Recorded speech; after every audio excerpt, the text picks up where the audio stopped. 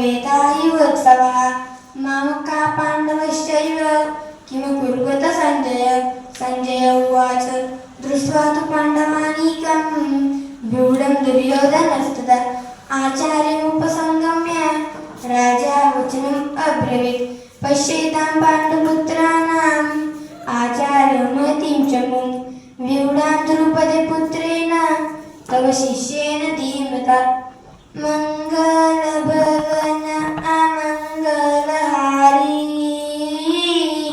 द्रवहु सुदशरथ अजीर बिहारी राम सिया राम जय जय राम राम सिया राम जय जय राम नारायणं नमस्कृत्य नरं चैव नरोत्तमं देवीं सरस्वतीं व्यासं ततो जयमुदीरये.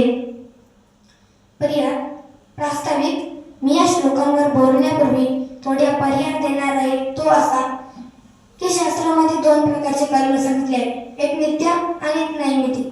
नित्य कर्म म्हणजे जे आपण दररोज करतो, जसं देवपूजा, आणि नैमित्तिक कर्म म्हणजेच नित्य कर्म, पण जेव्हा नित्य कर्माला निमित्त प्राप्त होतं तेव्हा ते नैमित्तिक होतं. सोम सूर्यादी ग्रहणे यवनी करीती पाळणे की माता पितर मरणे अंकित जे दिवस. सोम म्हणजे चंद्र, चंद्रग्रहण आणि सूर्यग्रहण या वेळी एक मोठा पर्व काळ येतो. त्या पर्व काळामध्ये आपल्याला ज्ञानदान अन्नदान करायला पाहिजे. तर मग इथं माझे काका या पर्व काळामध्ये ज्ञानदान अन्नदान करत आहे. जैसा स्वभाव माये बापांचा आपत्य बोले जरी बोबडी वाचा तरी अधिकची तयाचा संतोष आधी.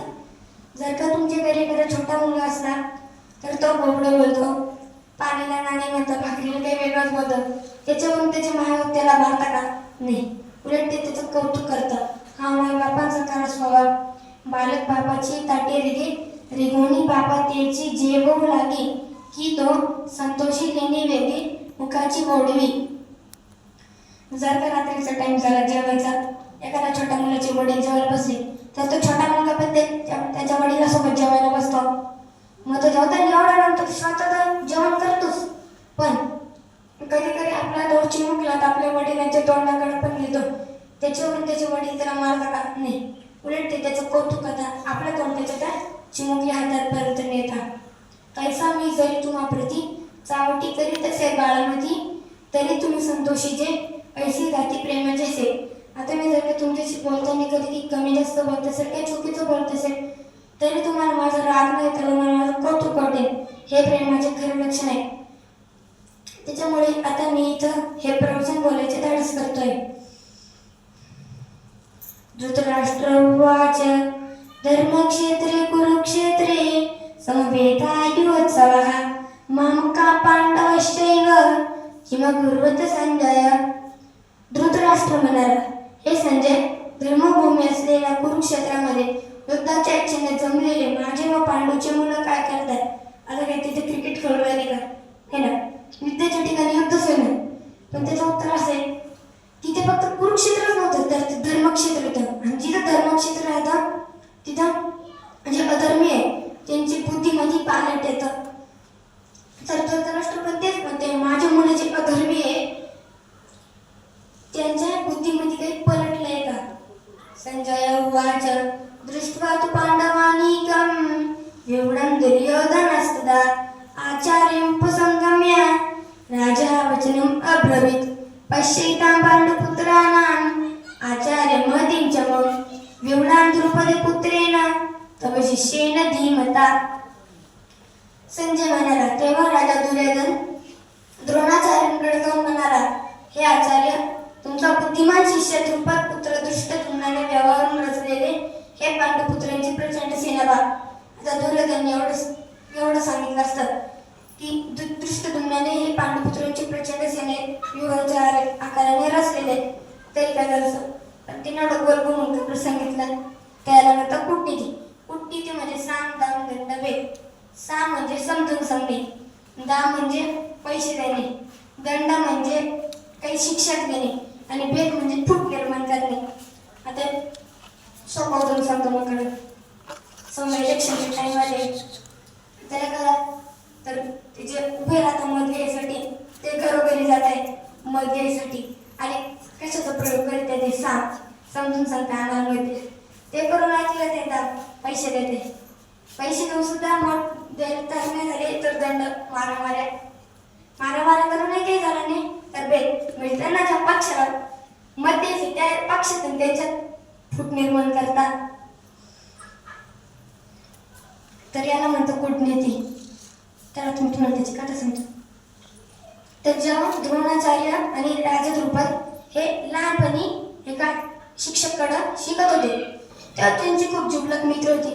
त्या दिवशी द्रुपद बोलता असं म्हणाला की तू माझा खूप मोठा जुबलक मित्र आहे तर मग जर का आता काही दिवसानंतर माझ्या वडिलांची राज्याची गादी मला मिळणार आहे तर जर का तुझ्या काही प्रसंग आला गरमीचा तर मी तुला त्याच्यात नक्की मदत करेन आणि खूप मोठा गरमीचा प्रसंग आला तर मी तुला त्याच्यात माझं अख्खं राज्य द्यायला तयार आहे.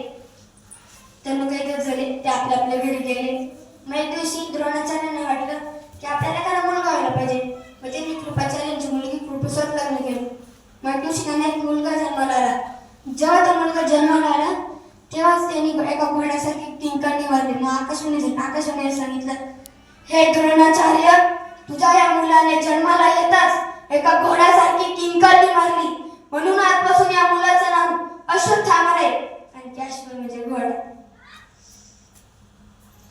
तर मग काही दिवस झाले आता तो मुलगा त्याला काही दूध पी द्यावं लागतं त्यामुळे त्याची मम्मी ते खूप गरीब होते तर त्यांच्याकडे दूध घ्यायसाठी पैसे पण नव्हते त्यांच्याकडे गाय पण होती. मग द्रोणाचार्याची कृपी जी होती ती अश्वत्थामाला पाण्यामध्ये कणिक मिळवायची आणि त्याला द्यायची आणि ती कणिक म्हणायची आता गव्हाचं पीठ म्हणे ती तर ती म्हणून त्याला द्यायची तर ते तिला अश्वत्थामा ती पिऊन द्यायचा. पण एक दिवशी अश्वत्थामा काय करत होता पांडवांनी कौरवांसोबत खेळत होतात तर त्यांच्या आईने आणि प्यायला बोलवलं त्यांना म्हणजे दूध प्यायला बोलवलं. तर मग आता तुम्ही विचार करा की दूध काय साधन मिळेल का नाही ना राजघराण्याचं मस्त आठवलेलं हे सरमणी त्याच्यानंतर त्याच्यात काजू बदाम शुगर टाकेल जसं माझ्या गिरीमध्ये बनवते तसं. तर मग अश्वत्थामाला प्यायला भेटलं. मग अश्वत्थामा जेव्हा ते प्यायला तर त्याने मला लगेच कळलं की खरं दूध करायचं. मग त्याने त्याच्या आईला सांगितलं मला कळलं खरं दूध करायचं आता तुम्ही मला फसवू नका.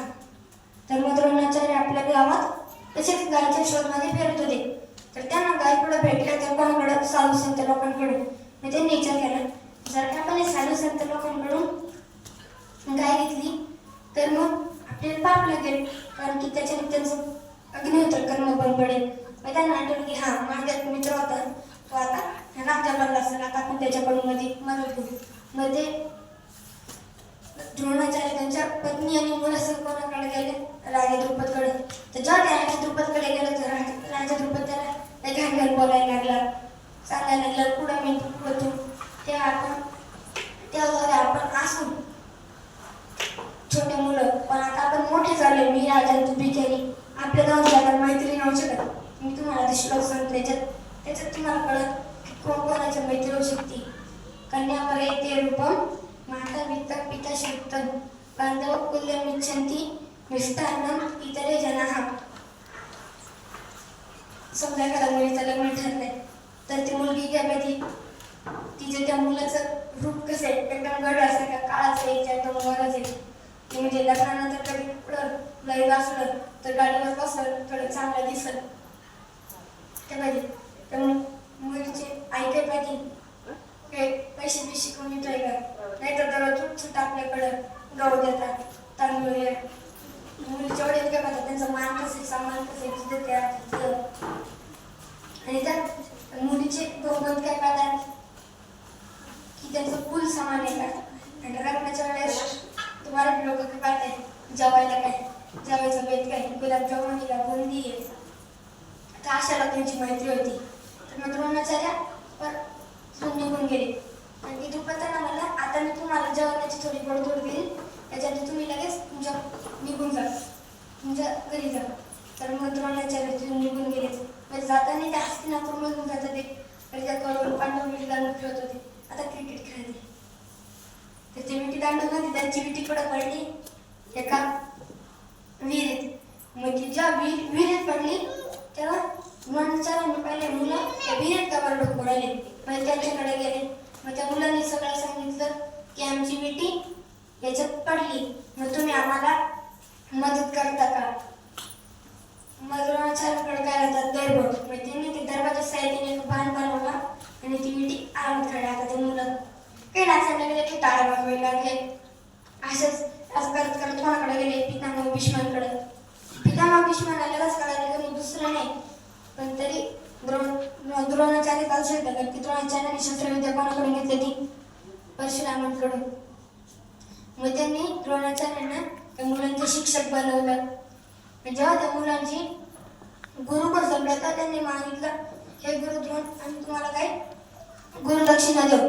मग त्याच्यावरून गुरु द्रोणांनी सांगितलं की तुम्ही मला काही गुरुदक्षिणा नका देऊ पण फक्त त्या राजा द्रुपदला माझ्या पुढे आणून उभं करा.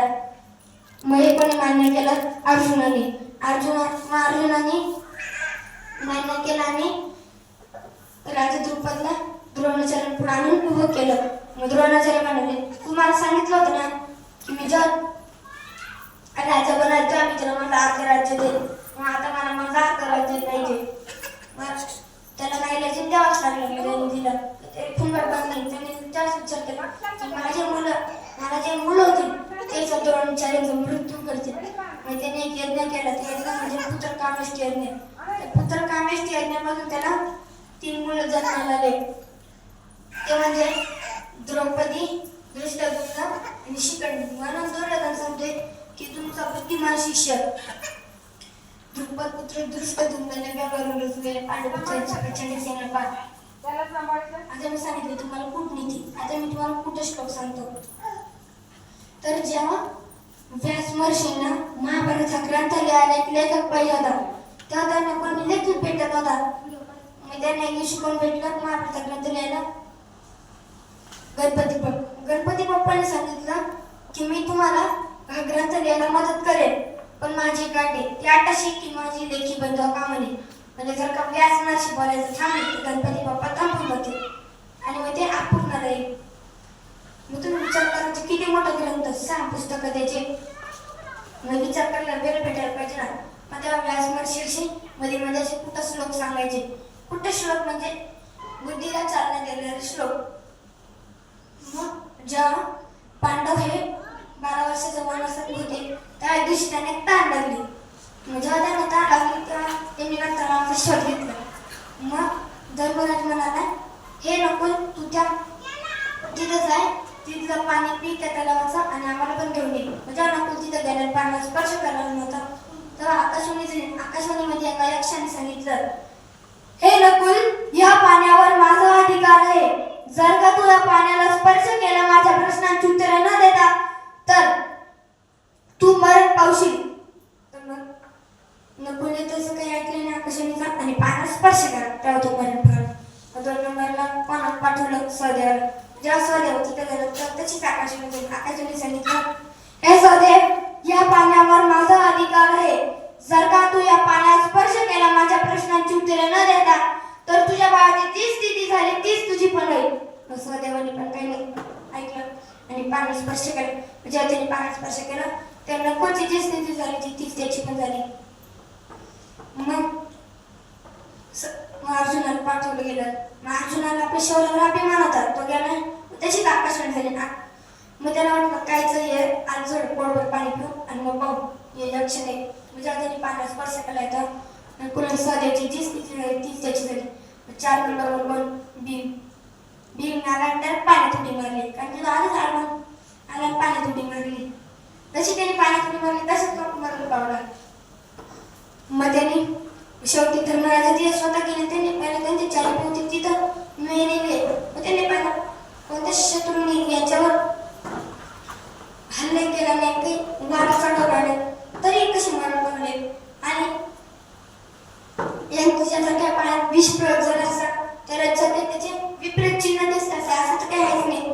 मग त्यांना वाटलं आता दुर्योधन कौरवांचं काहीतरी काही नाही त्यांनी तिथं काहीतरी केलं असेल.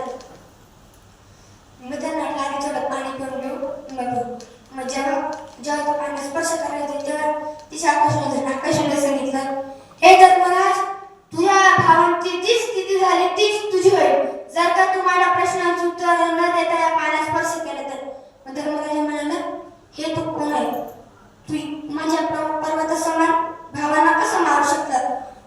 तू यमलोकामधला यमराज तर नाही तर स्वर्गामधला इंद्र? मग तेव्हा यक्ष म्हणाला, मी एक यक्ष आहे, तू माझ्या प्रश्नांची उत्तरे दे, मला इथलं पाणी पी पण आणि घेऊन पण जाईल. मग आता मी तुम्हाला त्याच्यातले श्लोक सांगतो. कशातलं? यक्ष आणि युधिष्ठिर मधला संवाद.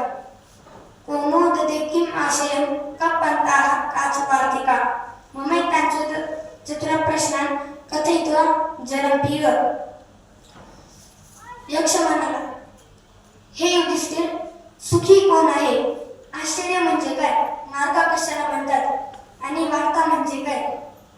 या चार प्रश्नांचं तुम्हाला उत्तर दे, मग पाणी पी पण आणि घेऊन पण जाईल. युधिष्ठिर म्हणाला, ज्या पुरुषावर कर्ज नाही, अर्थात ऋण नाही, भलेही तो 5व्या-6व्या दिवशी जेवण करत असेल, आपल्या घरामध्ये भाजी भाकरी खात असेल, तो खरा सुखी. 2 नंबर. आपण दररोज पाहतो कितीतरी लोक हे मृत्यूलोक सोडून यमलोकात जातात. तर आपण जेव्हा त्यांचे त्या संस्कार लावतो तेव्हा कधी आपण असा विचार नाही करीत की हा पुरुष जसा मरण पावलाय, हे मृत्यूलोक सोडून गेलाय, तसं आपल्याला पण कधी हा मृत्यूलोक सोडून जावं लागेल. याचं मोठं आश्चर्य म्हणजे काय? 3 नंबर. साधू लोक ज्या मार्गावर जातात तो मार्ग श्रेष्ठ. 4 नंबर. या जगामध्ये काल आहे, त्या काळाकडे मूळ कडे आहे आणि त्याच्या हातात एक झरण आहे. तो त्या कडेमध्ये काही माणसं आहे, त्या माणसांना शिजवून खात राहतो, असं वरखाली फेलवतो. आता शिजवायचंय, मग आग जळते, मग तो आग म्हणून काय वापरतो? मास म्हणजे महिने ऋतू, आता सीझन म्हणते, आणि सूर्याचा तेजस्वी प्रकाश. तर हा आहे युधिष्ठिर आणि यक्षमधला संवाद. तर आता मी तुम्हाला कवी निर्मित पुटश्लोक सांगतो. अलिकुल वहनाचे मन आणि तुते, शशीधर वहनाने ताडीने मार्गपंथे, नदीपती रिपुजाचा ताता गुणगुनी गेला, रवी सुतमय संगे अति दुःखित झाला. आली म्हणजे गुंगा. आता गुंगा कुठं राहतो बरं सांगा बरं? कमळामध्ये. आणि कमळ कुठं असतं? पाण्यामध्ये. तर स्त्री म्हणते, जिथं ते कमळ उमलतं मी तिथलं पाणी आणते. तुम्ही जाता तिथे रस्त्यात काय झालं? शशीधर वहनाने ताडीने मार्गपंथे. शशी म्हणजे चंद्र. चंद्राला आपल्या डोक्यावर पण धारण केलंय महादेवांनी. महादेवांचा वाहन म्हणजे नंदीबैल. नंदीबैल कोणत्या प्रजातीचा प्रश्न सांगा बरं? बैल. तुम्ही जात होते रस्त्यात तर मला त्या बैलांनी मारलं, तर त्याचा परिणाम असा झाला की नदीपती रिपुजाचा ताता गुणगुनी गेला. नदीपती म्हणजे समुद्र, रिपू म्हणजे शत्रू. समुद्रातला शत्रू म्हणजे अगस्त्य ऋषी, आणि अगस्त्य ऋषींचा मुलगा कुंभ, आणि कुंभ म्हणजे सगळ्यांनाच माहिती मातीचा घडा माठ. तो माझ्या डोक्यात माझ्याचा माठ होता, तो फुटला आणि मी खाली पडले आणि रवी सुतमही सांगितले दुःखित झालं. रवी म्हणजे सूर्य, सुख म्हणजे पुत्र, सूर्याचा पुत्र म्हणजे कर्ण, आणि कर्ण म्हणजे कान. माझ्या कानाला घसरला आणि मी आकदुखी झाली. आता मी विचार करा, त्या बाईला एवढं सांगायचं होतं की मी पाणी आणत होते, मला बैलांनी मारलं, माझ्या डोक्यावरचा मातीचा माठ फुटला आणि मी खाली पडले, माझ्या कानाला घसरलं. पण तिने एवढं कपडे सांगितलं, त्याला पण खूप नीतीच म्हणतो. आता मी तुम्हाला ताकापुरता सांगतो. तर एक महिला होती, ती शेजारीकडे गेली कशासाठी? ताक मागायला. तिची शेजारी म्हणाली, मी तुला ताक देते पण तुला मला रामायण सांग. मग त्या महिन्याने मला ताकापुरता रामायण सांगितलं. म्हणजे जेवढं ताक तेवढं रामायण. आदौर्यामध्ये पौमानदी गमनम हत्वा मृग कांचनम वैदेहीरणम जटायुमरणम सुग्रीव संभाषणम वाली निर्दलनम समुद्रतरणम लंकापुरीदानम पश्चात रावण कुंभकर्णहरणम एतद्दी रामायणम. जेव्हा कैकेयी मातेच्या सामन्यावरून रामप्रभू वनासात गेले, त्या दिवशी त्यांना हरिण दिसलं. पण ते हरिण माय होतं हे सीतामांना माहिती नव्हतं. मग सीतामांनी रामप्रभूंकडे आग्रह धरला की मला हरिणाच्या कातडीची थोडीशी त्याच्यापेक्षा ब्लाऊज. तर मग रामप्रभू ज्या हरिणा मागत गेले तर दुसरीकडं रामाने एका संन्यासाचा वेश घेऊन सीतामाईचं हरण केलं. जेव्हा रामप्रभू परत आले तेव्हा त्यांना रस्त्यात कोण दिसलं? जटेने सगळं सांगितलं की रावणाने सीतामाईचं हरण केलंय आणि मी त्याच्या मागे जात होतो त्याला थांबायला, तर त्यांनी माझे पंख उडवून टाकले. रामप्रभूंनी जटेचा अंतिमदा संस्कार केले आणि सुग्रीवकडे गेले. कारण की सुग्रीव आणि रामप्रभू दोघं समान पक्षी, कारण की त्या दोघांच्या बायको पळून राहिल्या. मग सुग्रीवाने सांगितलं, ऐक तू माझी बायको वालीकडून आणि मग मी मदत करेल. मग रामप्रभू वालीचा वध केला आणि सुग्रीवाने त्याची बायको परत दिली. मग सुग्रीव आणि त्याची सेना, रामप्रभू आणि त्यांची सेना आणि वानर सेना यांनी समुद्रावर राक्षस बनवून समुद्र पार करून लंकेत गेले. लंकेत गेल्यानंतर त्यांनी रावणाने कुंभकर्णाचा वध केला. टाक माझं दाड. हे बोलून आता मी माझे हे प्रवचन भक्ती बाबांच्या चरणी अर्पण करतो आणि माझी सेवा संपवतो. श्री ज्ञानदेव तुकाराम पंढरीनाथ महाराज की जय. माऊली ज्ञानेश्वर महाराज की जय.